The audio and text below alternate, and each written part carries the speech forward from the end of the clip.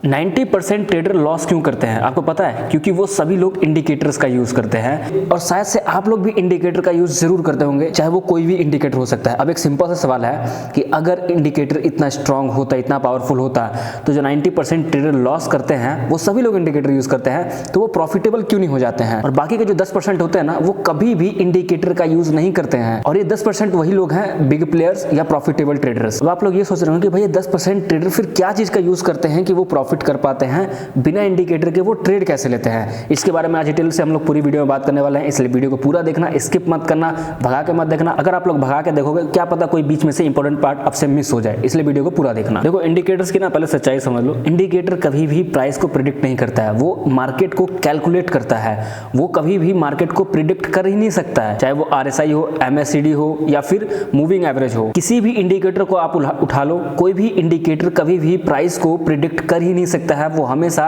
Price को calculate करता है और उसके अकॉर्डिंग आपको ट्रेड बताता है। कभी भी इंडिकेटर प्राइस के आगे चल ही नहीं सकता है। पहले प्राइस चलता है, उसके बाद जाकर इंडिकेटर आपको सिग्नल देता है, जब तक प्राइस अपने बाइंग प्राइस से निकल चुका होता है। इसीलिए इंडिकेटर को यूज करने वाले 90% ट्रेडर लॉस में होते हैं। तो सवाल आता है कि भाई अगर इंडिकेटर इतना डेंजर है तो फिर ट्रेड किया कैसे जाए? ट्रेड हमेशा आपको प्राइस को देखकर करना है, प्राइस के मोमेंटम को देखकर करना है, प्राइस के स्ट्रक्चर को देख करना है। टेक्निकल भाषा में जिसको कहा जाता है प्राइस एक्शन। देखो, प्राइस एक्शन ना कोई स्ट्रेटजी है, ना कोई सेटअप है। प्राइस एक्शन है मार्केट का रॉ बिहेवियर। प्राइस एक्शन को हमेशा रीड किया जाता है कैंडल के थ्रू, और मार्केट में बनने वाली हर एक कैंडल की अपनी एक कहानी होती है कि बायर कितना स्ट्रांग है, सेलर कितना स्ट्रांग है, कौन जीता और कौन हारा। और ये सारी चीजें आपको कभी भी इंडिकेटर नहीं बताएगा। इंडिकेटर में हमेशा ये चीजें छुपाकर आपको सीधा बाय सिग्नल दिया जाता है, जो कि हमेशा ज्यादातर फेक होता है। और प्राइस एक्शन की यही खासियत है कि आपको ये सब चीजें देखने को मिलता है और प्राइस के अकॉर्डिंग आपको ये चीजें समझने को मिलती है और उसके अकॉर्डिंग ट्रेड किया जाता है। अब ये सारी चीजें सुनने के बाद काफी लोगों के माइंड में आ रहा होगा कि भाई अगर कैंडल इतनी सारी चीजें बताती है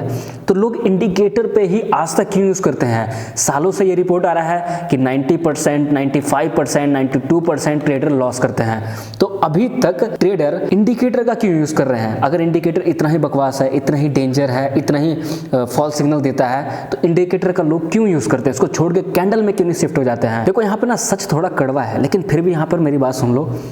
ट्रेडर क्या ना, प्राइस एक्शन कितना भी सीख ले, लेकिन उसको ट्रेड लेने में डर लगता है। और वही ट्रेडर एक इंडिकेटर को इमोशनल सपोर्ट के तरीके से यूज करके ट्रेड पंच करता है। वो अपने प्राइस एक्शन पे कम और इंडिकेटर के जो सिग्नल होते हैं उस पर ज्यादा बिलीव करता है। यहाँ पर सारा खेल हो जाता है इमोशनल का। जैसे कि अगर RSI इंडिकेटर की बात करूं, जो कि काफी फेमस है, ओवरबॉट हो गया, फटाफट ट्रेड ले लो। MACD क्रॉस हो गया, अब तो मार्केट गिरेगा, फटाफट ट्रेड ले लो। मूविंग एवरेज, आपस में दो मूविंग एवरेज क्रॉस किया, फटाफट ट्रेड ले लो। अब ये ट्रेड पंच करने के बाद इंडिकेटर के अकॉर्डिंग जब एक ट्रेडर को लॉस होता है, अब लॉस होने के बाद ट्रेडर क्या कहता है कि इंडिकेटर फेल हो गया, या फिर मेरी किस्मत खराब थी, या फिर ये चीज हो गया, वो चीज हो गया, हजार तरह के बहाने करता है। लेकिन यहाँ पे ट्रेडर फेल होता है, ना कि इंडिकेटर, क्योंकि इंडिकेटर का काम कभी भी प्रेडिक्ट था ही नहीं।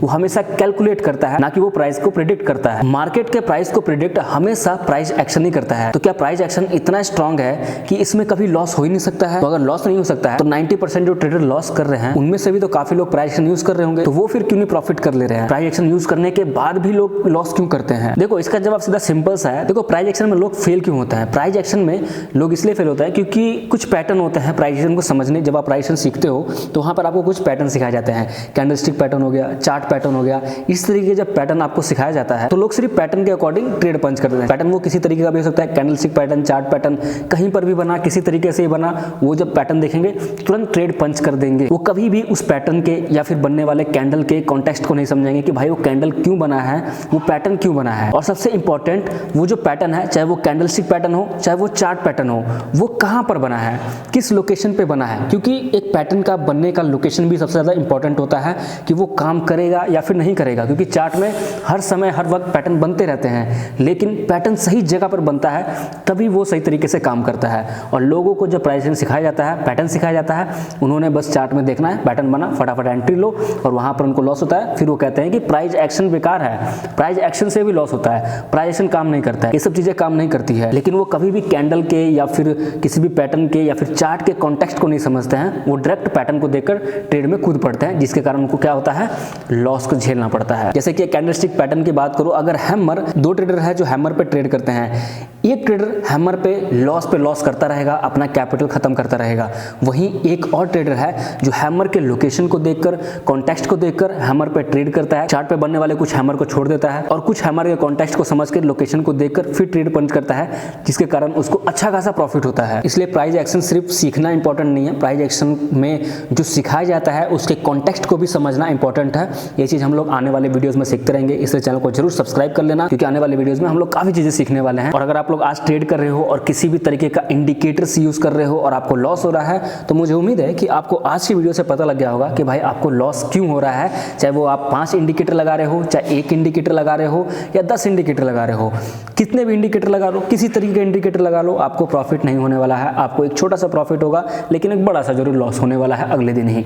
इसलिए इंडिकेटर से हमेशा दूर रहो, प्राइस एक्शन समझो, प्राइस एक्शन सीखो, प्राइस एक्शन सीखने के बाद उसके कॉन्टेक्स्ट को समझो, तभी आपको प्राइस एक्शन सीखने का कोई वैल्यू मिलेगा। तो इंडिकेटर यूज करते हो उसको यूज करना छोड़ो और प्राइस एक्शन सीखना स्टार्ट करो। आने वाले वीडियोस में आपको ये सब चीजें सीखने को मिलेगा, इस चैनल को सब्सक्राइब कर लेना। बाकी आज की वीडियो खत्म करते हैं, मिलते हैं कल, बाय बाय।